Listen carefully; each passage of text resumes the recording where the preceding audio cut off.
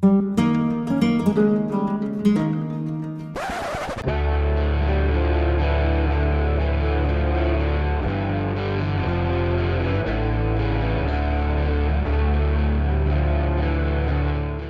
I'm Joe, and this is the Decahedron RPG Podcast. Hi everyone, this is Joe. I am in Niagara Falls this weekend. I'm in my hotel room. I don't think they're doing fireworks during the winter, so I think we're safe from that. I turned off the heat system, so we're good there. I am, however, on the world's squeakiest chair. I don't know if the computer will cut that out, but it is annoying me. All right. This episode is going live on December 6th. So I was going to say that this is probably going to be the last normal episode of the year, but it's not. The one on December 13th will be a normal one. I don't know what the topic will be yet. I'll figure it out. The episode for December 20th will be the giveaway that I'm recording with Daniel, which will be about shirts and skirts. And we'll talk about that in just a second. And then the last episode of the year, the 27th, that's going to be Val and I sitting down, and it's going to be kind of a special episode, not gaming related, at least not directly. And we're just going to go through all the movies that we watched in the theater this year. I think there were 25 or so. That sounds high, doesn't it? Especially because the last few months haven't been great for movies. But anyway, yeah, we're going to go through the movies that we saw in the theater. And we're going to do a real quick, like 1 or 2 line review of them. And that will wrap out the year. And then we'll start the new year. So I just said that in a second we would talk about shirts and skirts. So let's talk about shirts and skirts. This is our giveaway for December. I don't know why I say our, it's just me. This is my giveaway for the month of December. What it is I wrote this little beer and pretzels RPG, like quickly. It's one of those things I was sitting there and I was like, and this idea came to me and I just sat down and ran with it. And like within a weekend, I had this down. So it's called Shirts and Skirts, and it's about, well, I'm not telling you what it's about because that's the contest. You tell me what you think Shirts and Skirts is about. Get it right, get it wrong, doesn't matter. Just tell me what you think it is, and you will be entered to win. One person at random will be selected, and you will win something related to Shirts and Skirts. A game type thing. I can't really say what it is. Trust me, it's worth it. I have an entry from Jason. I have an entry from James. I have an entry from Michael/Mirke the Meek. So that's only 3 entries so far. You should enter. Just let me know what Shirts and Skirts is about. I also have this from Daniel. Let's give it a listen. Hey, Joe. Daniel from Manage. Keep calling in about the contest. I keep forgetting to call in. Actually, your hints are making it more difficult for me. Anyways, I'm pretty sure that if it's not in the rules that I should be not allowed to win again, but I'll still enter anyways because it's always fun. And, the car's going to go by. We'll see what that sounds like. So the first thing I thought of, and this is where I'm going to go with, even though your hints keep throwing me off, is Shirts and Skirts sounds to me like some kind of like 1950s advertising agency game. I think of shirts as like the execs or whatever, and skirts being kind of the way that in the 1950s they might call let's say the women working in the office of secretaries or assistants. I guess it could also be something to do with 1950s high school, because again, skirts just reminds me of that. So anyways, but I don't know where the shirts would be there. So I'm going to go with advertising agency and from the 1950s. I never watched that really popular TV show, Mad Men. So I'm guessing that was 50s, right, or maybe 60s. I'm not sure. That's kind of what I'm thinking. Could be kind of cool. Anyways, I'm curious to know, and I guess I'll find out on the 16th. Yeah, Daniel will find out on the 16th because that's when we're recording. Everybody else, you won't find out until the 20th. That's when we're releasing that episode. Okay, you know, Daniel, I've never seen Mad Men either. It's interesting that my clues keep throwing you off. Jason said something kind of similar, so whatever. Part of the show that we record will be me going through each clue and how it fit into everything.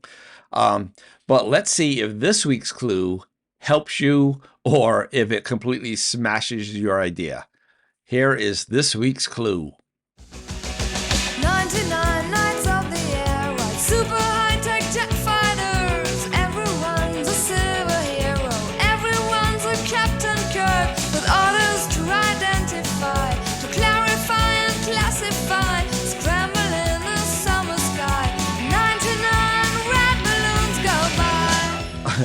All right, Daniel, what do you think? Did that help you? Did that change your mind?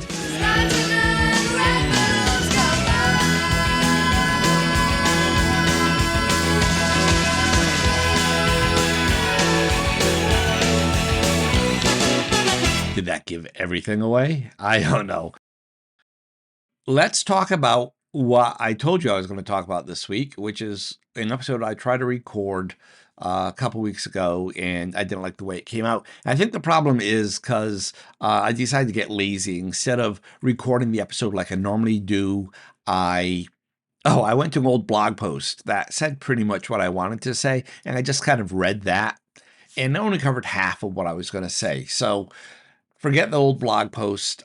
I am just going to speak and off my head and talk about. And what I'm talking about is Lucky 7 and its advantages and disadvantages. Actually, before I start, I want to say that, yeah, this is about Lucky 7, which again is another system I'm developing.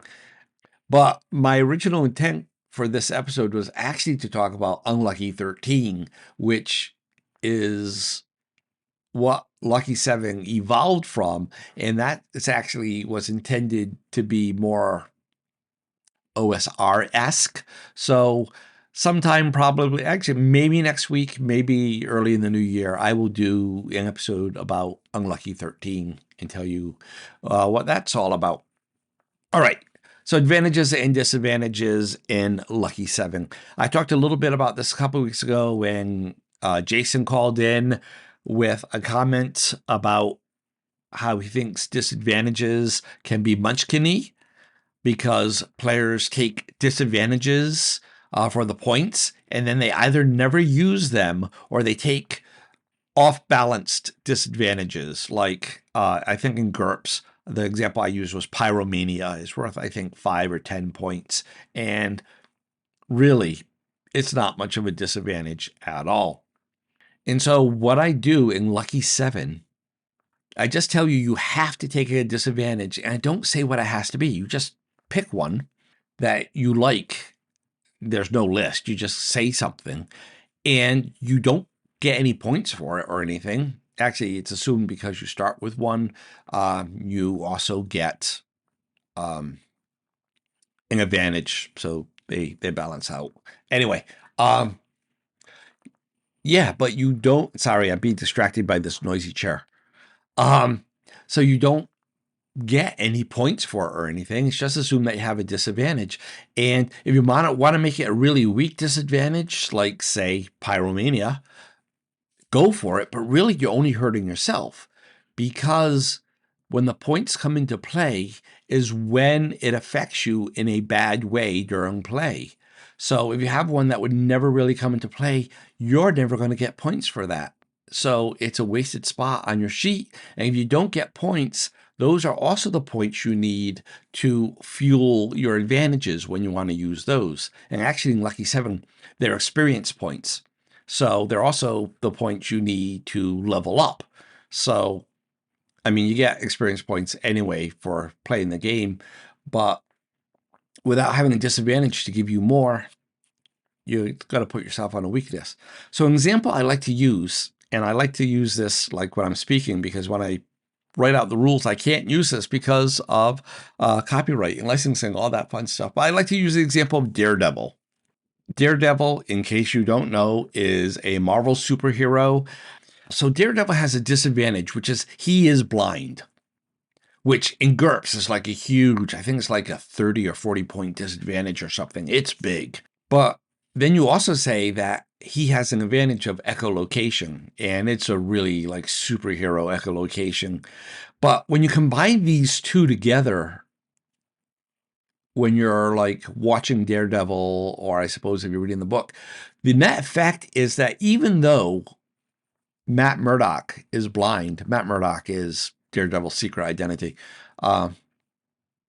You know, people always say that, and it's kind of backwards, isn't it? It's really Daredevil is Matt Murdock's secret identity. Anyway, the net effect is that Matt Murdock, even though he's blind, is very seldom inconvenienced by the blindness, Because of his echolocation, he can see doorways. He knows where walls are. He knows if traffic's coming. He knows if a knife is being thrown at him. And in fact, it's actually kind of superior because it's kind of 360 degrees, whereas our vision is only, ahead of us. So he's blind, but it very rarely comes into play. But it can come into play if it's important that he be able to read something like in a book. He can't do that. If he needs to know to push the red button instead of the blue button, cut the green wire, he can't do that because his echolocation doesn't let him do that. So in those situations, you would use the blindness disadvantage. You would say, hey, player, you're trying to defuse this bomb, but you can't see what the color wires are. The wire, but you can't see what the wire colors are. So you're going to have a disadvantage. Either you just can't do it, or I'm going to make you roll for it, and you're going to roll with a disadvantage type thing. But for that, here's an experience point. Yay. Or the other thing, completely stolen from Fate, by the way, is in certain situations, you can say, hey, this scene, this encounter, this whatever, would be more interesting if we played up the fact that Matt Murdock was blind. And maybe it's just a normal situation, like going into a building or whatever, but I don't know, say there's weird music playing and it's messing with his echolocation or something, just to make it interesting. You can compel that disadvantage. You can say, hey, here is your experience point for being blind because it's going to cause you trouble in this scene. And he can take it, or he can reject that and say no, but then he has to give you an experience point for ignoring that disadvantage. All right, so those are disadvantages. Let's talk about advantages. Now, for advantages, we can again talk about echolocation. But like I said, the net effect of the blindness and the echolocation is that for most scenes, most of the time, they cancel each other out. They have no effect. And we're not just going to pass XP back and forth every time. We're just going to ignore them. We only focus on the time when the advantage or the disadvantage provides a significant impact on play. And that impact is usually a penalty die for a disadvantage or a bonus die for an advantage. That all works out into the way the base mechanic works. I don't know if I talked about that in my previous Lucky 7 episode, but that's beyond the scope of this episode. If he wants to use his advantage, you say, I don't know, maybe you're saying that, someone's hiding behind a corner up ahead. Now, for a normal person, they wouldn't be able to detect that. But again, echolocation, he can, detect things around corners and stuff like that. So maybe you say, okay, well, if you want to do that, give me an XP for that advantage. And also, of course, things like blindness, even though we called it a disadvantage, there are times when Matt Murdock definitely 100% uses blindness to his advantage. He uses it to elicit sympathy. He uses it as an alibi. Well, surely, officer, that couldn't have been me that threw that knife because I'm blind or whatever. So, again, even though that's normally a disadvantage, if you try to use it in an advantageous situation, you treat it just like an advantage and you just charge them an experience point to use it. Ta-da! That's it. That is how I do advantages and disadvantages in Lucky 7. I guess that's not it, because the next thing I want to say is that there is no such thing as a disadvantage that's too strong or too weak, and likewise an advantage that's too strong or too weak. They're impossible things, because let's get really munchkin-y now. Let's say we have a real munchkin player. Let's call him, you thought I was going to say James, didn't you? No, because we're going real extreme. Let's just call him Tim. I don't know any Tims. So Tim takes an advantage and he calls it, I am the supreme being of the universe. Yeah, okay. Now you might say, like in GURPS, I'd be like a 500 point advantage and, you can do anything with it. But even though it has that name, the net effect of any advantage is simply that you get a bonus to your die roll. Actually, that's one effect. The other effect I'm toying with is you wait till after you roll, and if you fail, you can automatically bump it up to that lucky 7 result, or if you get a lucky 7 result, you can bump it up to the full success. And if you get a success, you can bump it up to a critical success, all by spending the experience point and invoking that advantage. So, I don't know, let's say a situation where Tim's character is trying to walk across a tightrope and it's slippery or whatever. He misses the roll. Yeah, let's go with the second way I was talking about. He misses the roll, and you say, okay, Tim, you fall into the crevice. And Tim says, I'm going to invoke my supreme being of the universe advantage. And he gives you an experience point. And you say, okay, well, that raises it from a failure to the lucky 7 result. So it's a success at a cost. So you don't fall in, but you drop the MacGuffin down into the crevice or whatever. And Tim's all like, but wait, I'm the supreme being of the universe. That doesn't make sense. And you say, yeah, you're right. It doesn't. So just stop being a munchkin, because that's the way it works. The other way, I guess, the other way that it's kind of limited is, same scenario. And, Tim, he fails a roll, and you say, okay, you fall and you are wounded or whatever. He says, no, I'm going to invoke my supreme being of the universe. And you're saying, fine, hand me an experience point. And he's like, but I'm out of experience points. I'm like, well, then you can't invoke that. Self-limiting, not a problem, and keeps those munchkins in check. And likewise, disadvantages, I think I already covered all that, right? How it can't be too overwhelming, because, again, the only thing a disadvantage will ever do is get you a penalty die. I will never use a disadvantage to automatically downgrade a result. That's only as a penalty die. All right, that's it. That is advantages and disadvantages in Lucky 7. What do you think? ? Let me know. Mail call from the United States of America. Joe, Evil Jeff. Been a bit. Unfortunately, caught COVID and just been down and out a little bit. But getting back into it and listening to podcasts of yours, 102, your big mailbag episode. And Jason had just responded about GURPS. And I totally do not agree. Well, no, let me say this. I mostly do not agree with Jason there. I agree with you about the disadvantages in GURPS. Being random, that's just, I don't like that idea. Unless you have zero idea what sort of character you want to play. If you need a jumping off point, maybe a random disadvantage would be good to help you maybe envision the character that you wish to play. But the whole point of those disadvantages is just that, to give you these points to help build the character concept that you have. So I just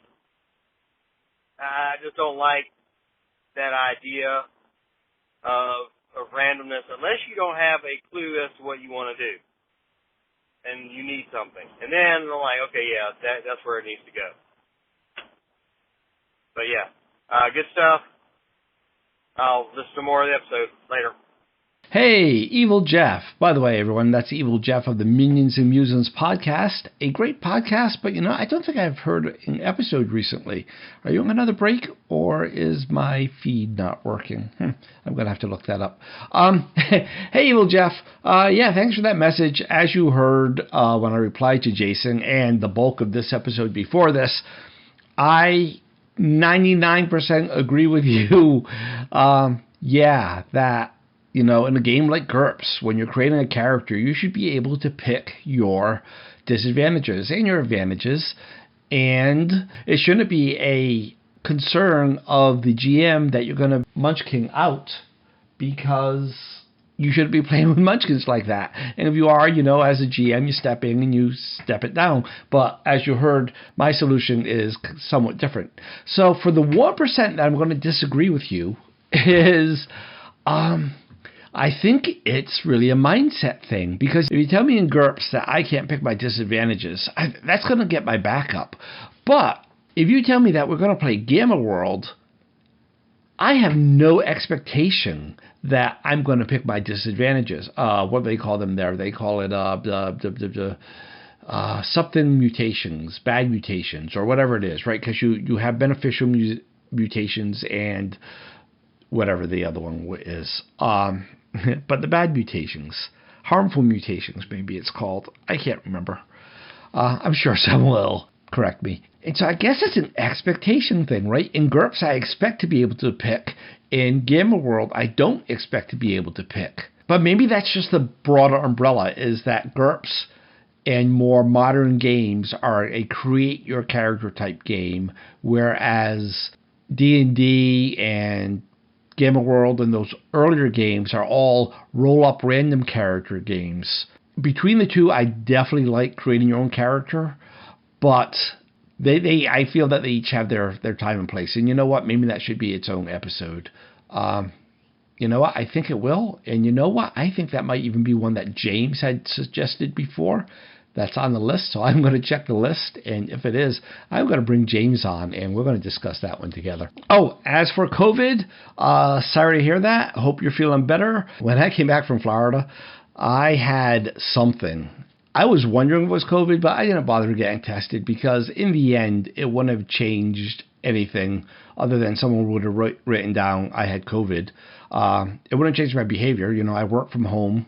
I don't go out anyway. So, when I'm sick like that. So it didn't make a difference if it was COVID or a flu or whatever. It wasn't going to change anything. So I don't know if I had COVID again or if it was just like a cold flu type bug, something I caught in Florida in all those dense crowds when you're standing around for hours to get on a line, or the Fright Night there at Universal Studios. Anyway, hope you're feeling better. Thank you a lot for the call. I've noticed that you haven't entered into this month's giveaway yet, and you are completely eligible because you didn't win last month. And we're going to talk about that during the next giveaway, whether or not that's a rule or not. But anyway, you're totally eligible. Enter. Thanks a lot again. Let's hear the next call. Hey, Joe. This is Michael, or Mirke the Meek. I just finished listening to your latest call-in episode. Thanks for, posting my comments, my questions, and for answering them. Thanks for calling out the podcast as well. Appreciate that. So I guess I'm more of a central New Yorker than an upstate New Yorker then, given those rules. I grew up in the Syracuse area, and I know that Buffalo and Rochester get a lot of snow, but I feel like Syracuse probably could be thrown in the mix there as a possible candidate for a lot of snow. I think it's the lake effect from the various lakes for sure. And also, I need to go to the Strong Museum sometime with my girls. I'm sure they would love it. As for my second message about role-playing with my wife, I realized my error too late because I already sent the message. And I figured it's probably better not to make a big deal out of it. We don't role-play that way. And I'm also prone to hyperbole, so the tolerate comments and we make it work, that's me more rambling than revealing some hidden tension in our relationship. But hey, maybe that was a Freudian slip, and I'm just now realizing it. But anywho, thank you very much for the comments, and take care. Hey there, Michael / Mirke the Meek. By the way, everyone, Michael is the host of a podcast called Mirke the Meek, although he spells Mirke with a E, which I still say should either be Mirker or Mike. I don't know. Anyway, Mirke the Meek, about 6 episodes out now. I owe him some feedback. I haven't recorded it yet, but I know it in my head, but I'm going to say anyway, pretty good. Nice short episodes. I'm digging on it. Give it a listen. All right, Michael, this is what I wrote down for what you said. First of all, Syracuse. Would that be the Mohawk Valley region? I know that Utica and Rome are, and you're just before, from my point of view, when I'm driving home to Rhode Island. Speaking of which, I went home to Rhode Island for Thanksgiving, which means, I take the thruway and I drive right by Syracuse. In fact, Valerie was actually supposed to be working in Syracuse today, but her mom just had a heart attack on Saturday, and so Valerie is at the hospital with her.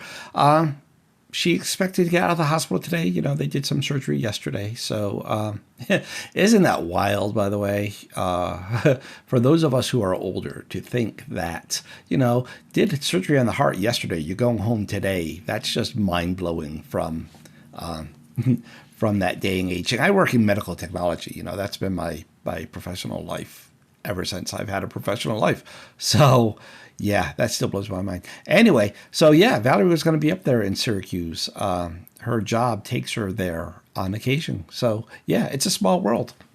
What else was I going to say about Syracuse? Yeah, so would that be the Mohawk Valley, or are you kind of before that? I know between you and I, we kind of sandwich the Finger Lakes, right? I'm just to the west of the Finger Lakes and you're just to the east of them. So that's pretty cool. I wrote this down. I looked it all up. I wrote it down, so I might sound weird when I move the microphone to read. All right. I looked up the snowfalls, and here they are. Anchorage, Alaska gets 77.9. Let's just round it up. Gets 78 inches of snow per year. That's Anchorage, Alaska. Buffalo, New York gets 95 inches per year. Rochester, on average, gets 102 inches per year.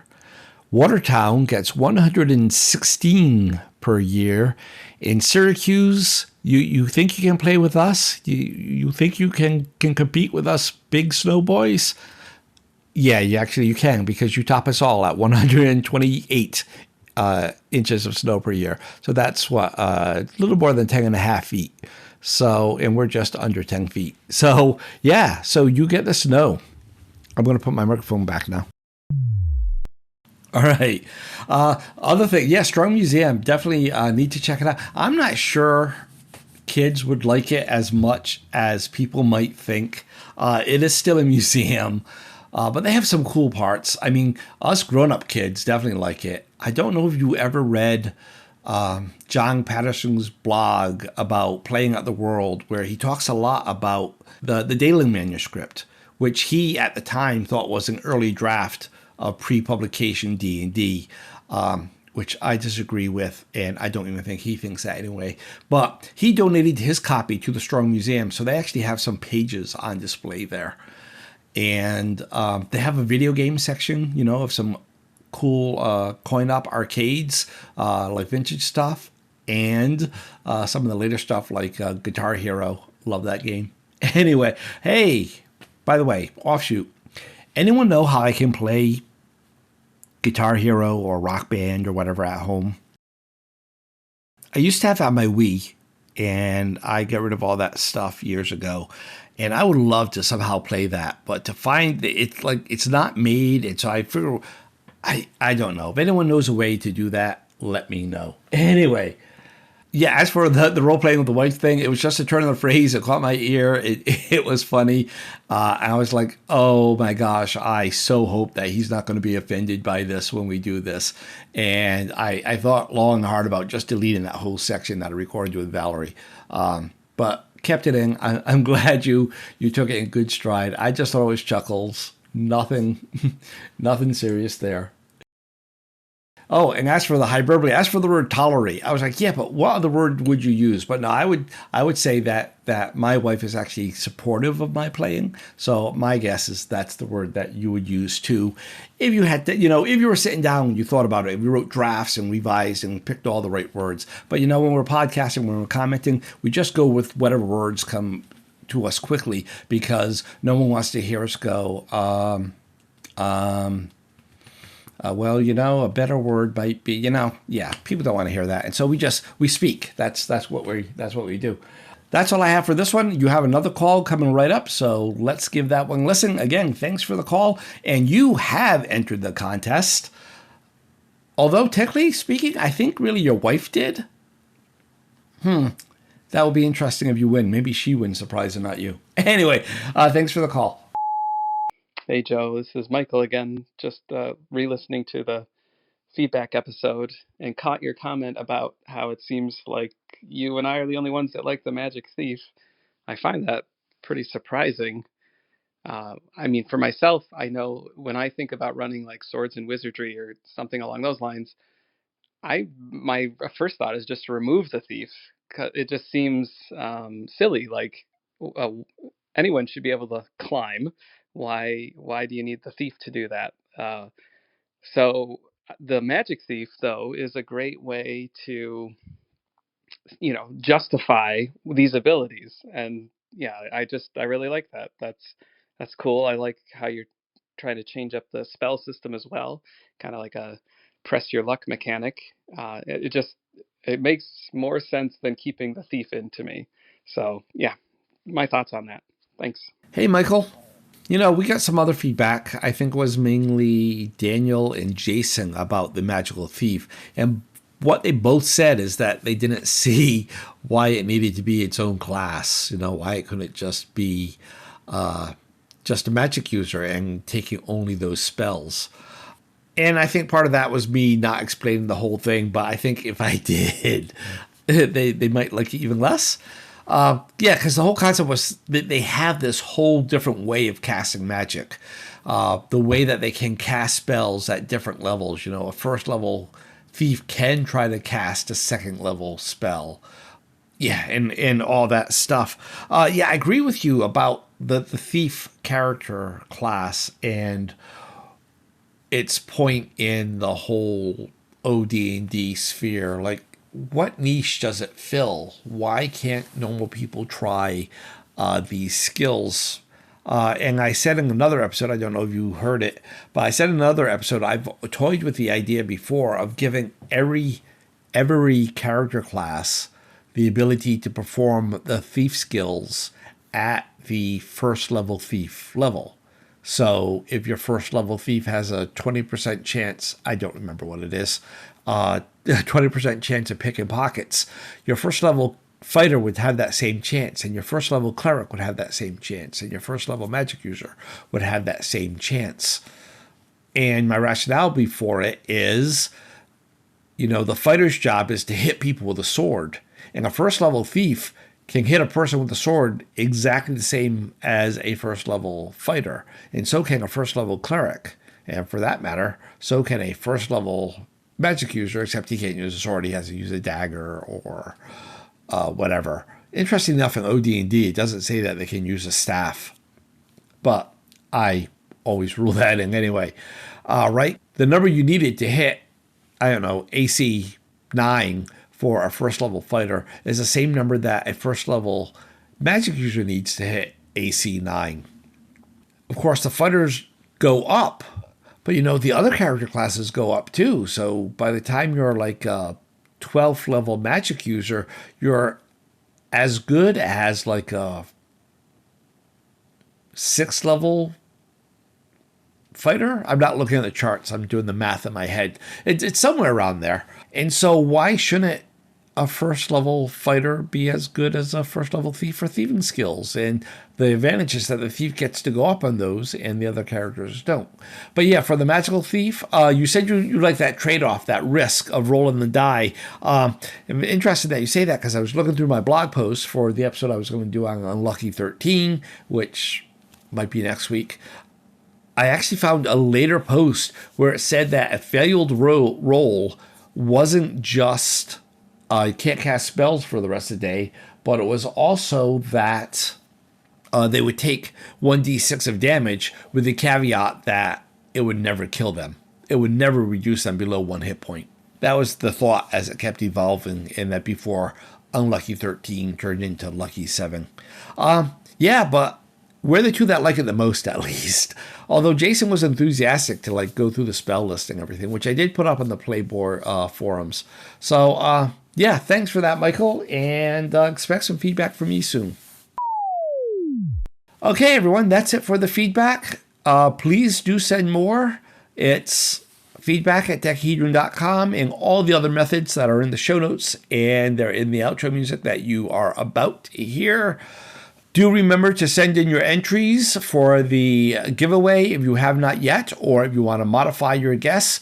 Again, we only have 3 entries right now. That's Jason, James, and Michael.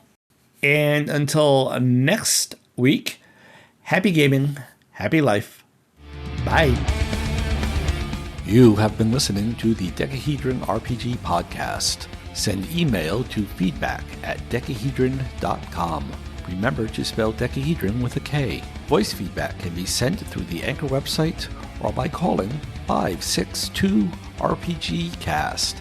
That's 562-774-2278. Links are in the show notes. Music is by Kevin MacLeod and Alexander Nakarada. Logo is by Design Cat. Thanks for listening.